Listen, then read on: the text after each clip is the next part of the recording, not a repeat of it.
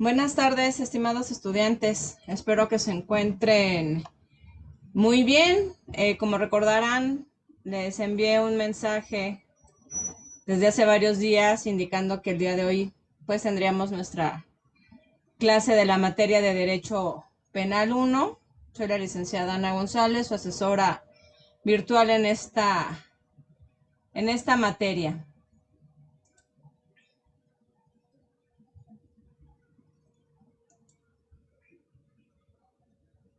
Pues en ella vamos a ver algunos temas relevantes sobre lo que es el derecho penal, en base a qué elementos se analizan los delitos y pues bueno, si alguno de ustedes llega a entrar en estos momentos, ya veremos esta zona de dudas y preguntas para poder pasar a nuestro cierre. Entonces vamos a ver que el concepto de derecho penal es la vertiente del derecho que se ocupa de luchar contra los delitos. Existe una división clásica de esta disciplina, que es el derecho penal subjetivo y el objetivo. En cuanto al primero, es decir, el derecho penal subjetivo, se refiere a la facultad que tiene un Estado para establecer castigos, y el objetivo expresa las normas explícitas dictadas por un Estado, es decir, ya lo que son los códigos y las leyes en materia penal. Existen una serie de principios y valores del derecho penal, las cuales conforman su esencia fundamental y permiten su modificación o reforma.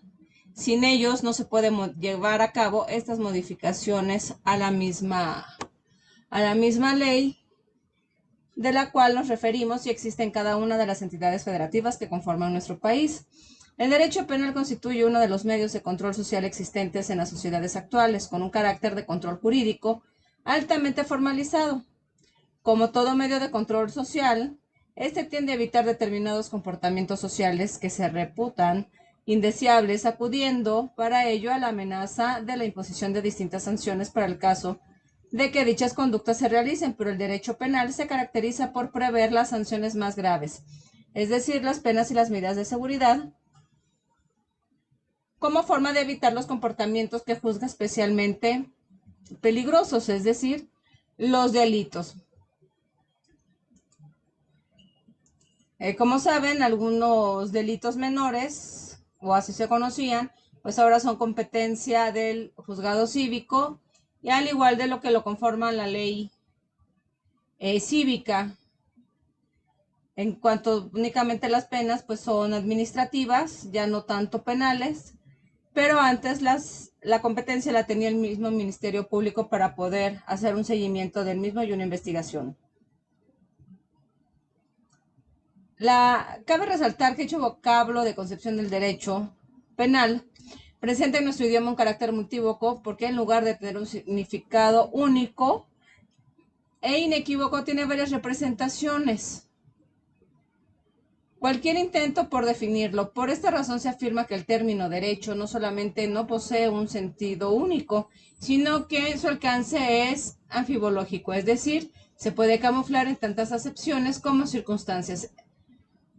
Puede ser como esta complejidad y multiplicidad de concepciones del derecho incluyen la ciencia o la disciplina científica, la facultad, la potestad o prerrogativa del individuo, resultado de las fuentes formales, el ideal de justicia, el sistema de normas e instituciones, y producto social o cultural. Entonces, aquí es donde tiene también un preámbulo para lo que son las interpretaciones de la ley penal, o en este caso de la norma jurídica, pero obviamente inclinados hacia lo que es la rama penal. Como tipos de interpretación de la norma jurídica tenemos la auténtica, que es la explicación del propio legislador en el momento mismo de promulgar la ley o posteriormente mediante las llamadas leyes interpretativas. Tenemos también la interpretación judicial o jurisprudencial, que es la realizada por un juez o tribunal cuando resuelve un caso concreto, criterio orientador en la solución de los casos similares. Y la interpretación doctrinal, que es el aporte jurídico que realizan los estudiosos del derecho. Entonces, como podemos ver, sí va más allá el término de interpretación para cualquier tipo de normas jurídicas. Los alcances de la interpretación, también conocido como según el resultado, puede ser declarativa o estricta, extensiva y restrictiva. La interpretación declarativa es la función entre el tenor literal y el espíritu de la ley. La interpretación extensiva permite al intérprete ampliar el alcance de las palabras utilizadas por el legislador en contravía de la seguridad jurídica. Y la interpretación restrictiva se diferencia de la anterior porque se caracteriza en limitar el alcance de las palabras. Los métodos de interpretación, o también conocidos como según los medios utilizados por el intérprete, pueden ser gramaticales, sistemáticos, históricos, genéticos y teleológicos. La interpretación gramatical o literal, también denominada como interpretación exegética, busca encontrar el sentido de una norma a partir de su literalidad. La interpretación sistemática busca extraer del texto de la norma un enunciado cuyo sentido se acorde con el contenido general del ordenamiento al que pertenece. La interpretación histórica estudia los contextos anteriores que pueden influir en el entendimiento actual de las normas. Interpretación genética se sustenta en las causas que originaron el surgimiento de la ley, es decir, su contenido motivador específico. La interpretación teleológica busca determinar el sentido finalista de la norma, atribuyéndole un significado que tiene en cuenta los fines o propósitos del legislador.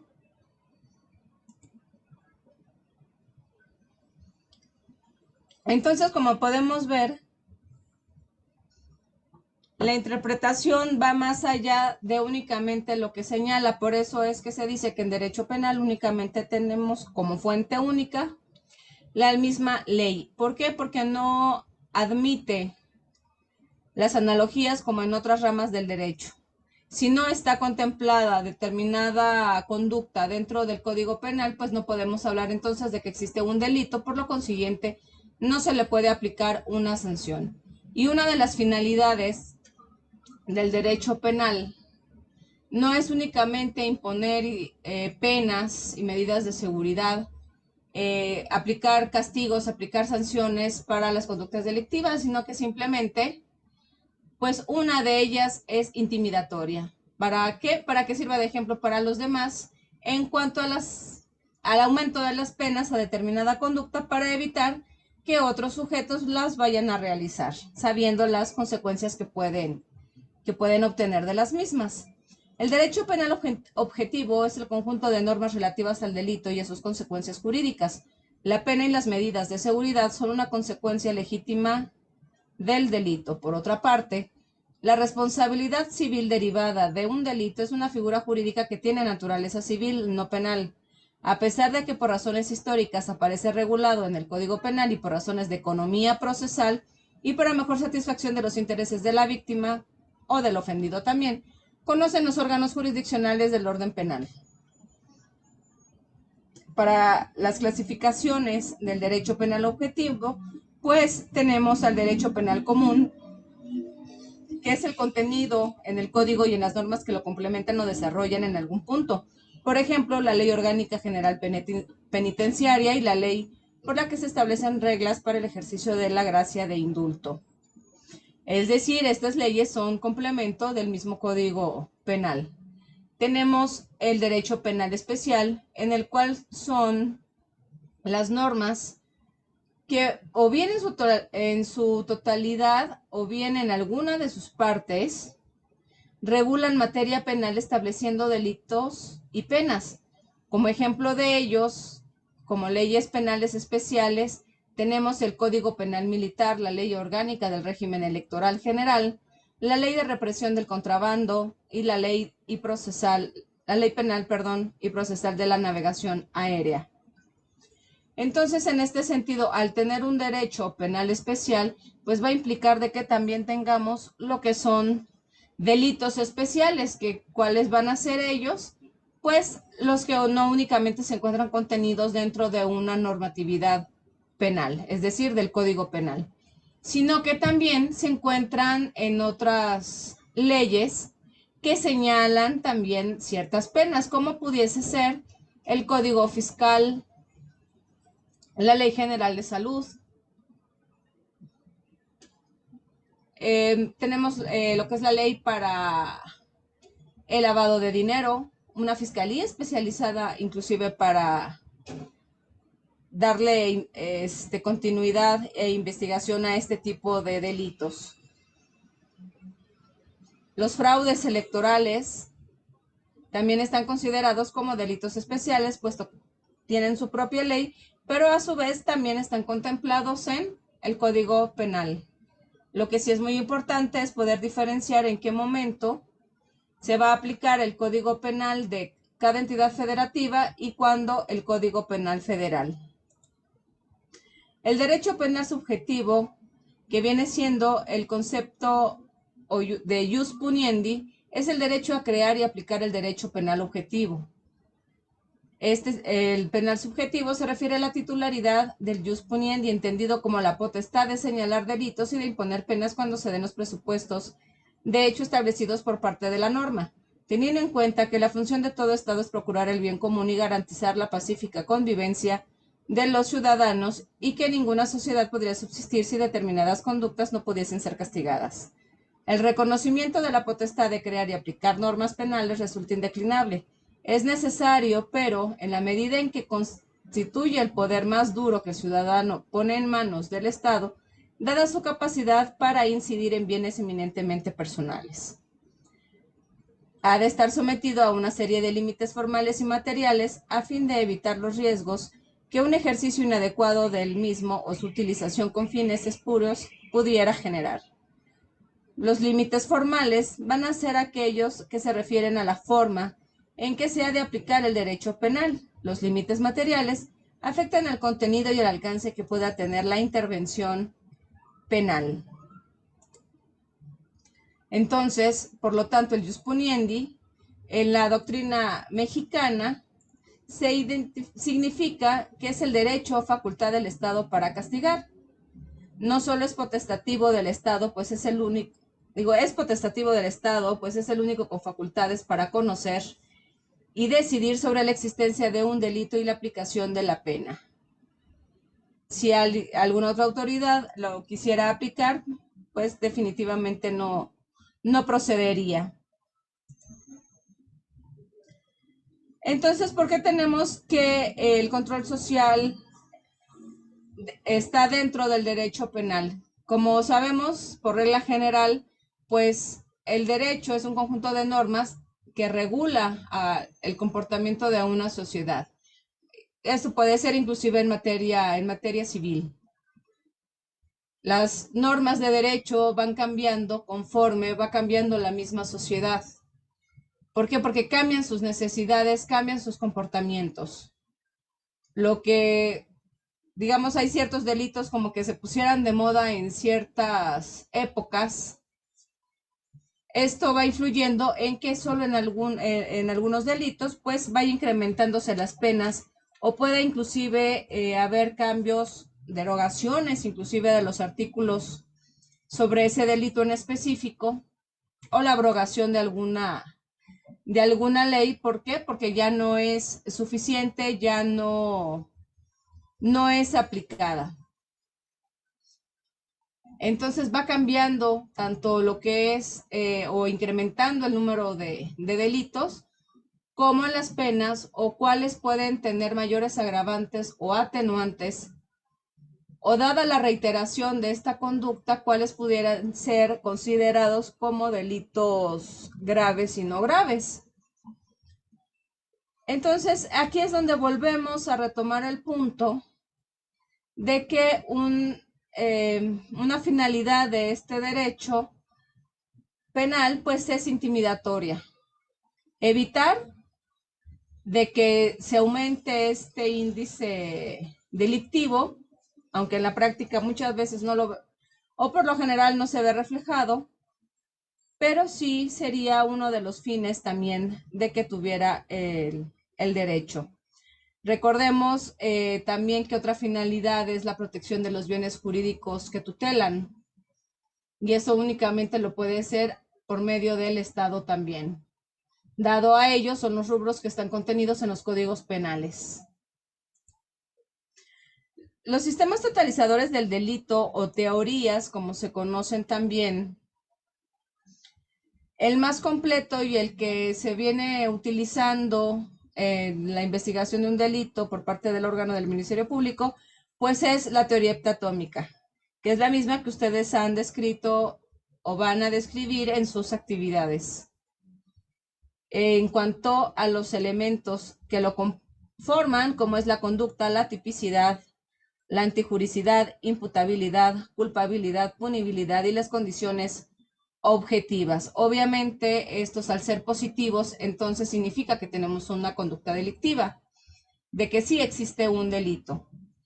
Y también, pues, están en su parte negativa, que es la ausencia de la conducta, la atipicidad, las causas de justificación o licitud, inculpabilidad, inimputabilidad, excusas absolutorias y ausencia de condicionalidad objetiva.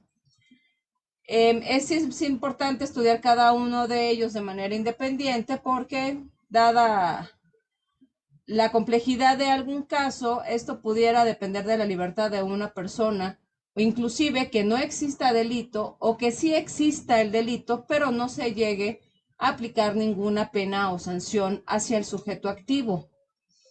Por ello es importante que tanto en estos dos aspectos se analicen cada vez de que haya un delito, se haya realizado la denuncia o querella, ya sea el procedente, y para que el mismo Ministerio Público pueda determinar si es un hecho posiblemente delictivo y continuar con esa investigación, pues tiene que analizar estos elementos. De igual forma, el abogado defensor también debe de saber analizarlos para poder realizar una buena defensa. Tenemos también la clasificación de los tipos penales que se han desarrollado por parte de los estudiosos del derecho, en una o más clasificaciones un poco uniforme, aunque en ciertas diferencias, de acuerdo a cada autor. Esta clasificación del tipo ya tiene que ver sobre todo, pues, con lo que viene siendo la conducta, por el número de sujetos que actúan, por el número de actos con el cual se realiza el mismo delito. Son cerca de entre 14 y 16 elementos los que nos va a definir un panorama completo en cuanto es esta clasificación. Aquí lo que sí es muy importante al ser penal 1, pues es primero determinar los tipos de conducta que existen, como es la acción y la omisión. En la conducta de acción, pues bueno, cuando el agente tiene la voluntad de cometer el delito. En el de omisión, cuando no se tiene la voluntad, pero sin embargo se lleva a cabo alguna conducta que nos trae o nos puede generar alguna consecuencia jurídica. Dentro de esta omisión tenemos la omisión simple y la comisión por omisión, y que algunos autores, pues bueno, nada más voltean los términos y señalan que es omisión por comisión. También tenemos lo que es el tema del indulto, en el cual extingue la responsabilidad penal y es una gracia por la cual se remite total o parcialmente un delito, se conmuta una pena o se exceptúa y se exime del cumplimiento de la ley o de otra obligación, a diferencia de otras causales por extinción contemplada en el Código Penal, ya sea locura o demencia, prescripción de la pena o de la acción penal, amnistía, la muerte del responsable. El indulto no priva el carácter de condenado para los efectos de la reincidencia. En cuanto a la amnistía, vemos que es la eliminación de la responsabilidad penal de un delito. Esta acción jurídica suele ser desarrollado por el Poder Legislativo y afectar a diversas personas que anteriormente habían sido consideradas culpables de una violación de la ley. Obviamente, cada uno de ellos cuenta con sus propias características y tienen una relación entre ellos. El indulto también es un recurso que extingue la responsabilidad penal, pero el autor del delito sigue siendo considerado como culpable. Es decir, el indulto solo perdona el cumplimiento de la pena, más no el delito.